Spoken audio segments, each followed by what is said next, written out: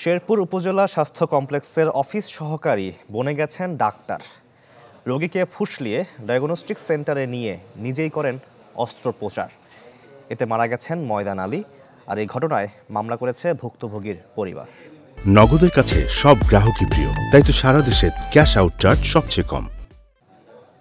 শেরপুরের শ্রীবর্দী উপজেলা স্বাস্থ্য কমপ্লেক্সের অফিস সহায়ক মেহেদী হাসান শাহিন শনিবার দুপুর 2টা থেকে জরুরি বিভাগে দায়িত্ব পালনের কথা ছিল তার। ডিউটির সময়ে কর্মস্থলে না থেকে 5,000 টাকার বিনিময়ে জরুরি বিভাগে আসা রোগী ময়দান আলীকে ফুসলিয়ে নিয়ে যান পাশের ইউনিক ডায়াগনস্টিক সেন্টারে।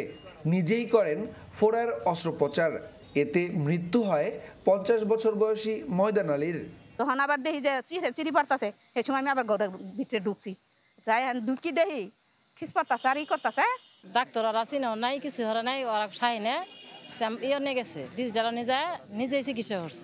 অভিযোগ রয়েছে শাহিন নিয়মিত নিজেকে ডাক্তার পরিচয় দিয়ে জরুরি বিভাগে আসা রোগীদের রেফার করতেন ক্লিনিকে। হাসপাতালে হাজিরা দিতেন ঠিকই, কিন্তু পালন করতেন না নিজের দায়িত্ব। সে নিজেকে ডাক্তার দাবি করে, আমি তো কিছু জানতাম না এই ব্যাপারে। একজন বিসিএস কার্ড অফিসার না, এমবিবিএস ডাক্তার না, তার কোনো লাইসেন্স নাই।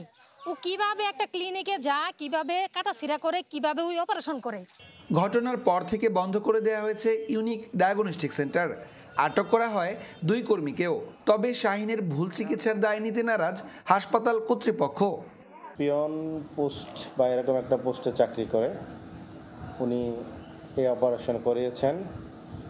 আমরা উক্ত ঘটনায় জিজ্ঞাসাবাদের জন্য 2 জনকে থানায় আটক করেছি। আমার অফিসের স্টাফ বায়োমেট্রিক দিয়ে তার ডিউটি ছিল, সে ডিউটিরত অবস্থায় সে বাইরে গিয়েছে এবং বাইরে গিয়ে ডায়াগনস্টিক সেন্টারে রোগীর চিকিৎসা করেছে এবং রোগীর সেখানে ক্ষতিগ্রস্ত হয়েছে।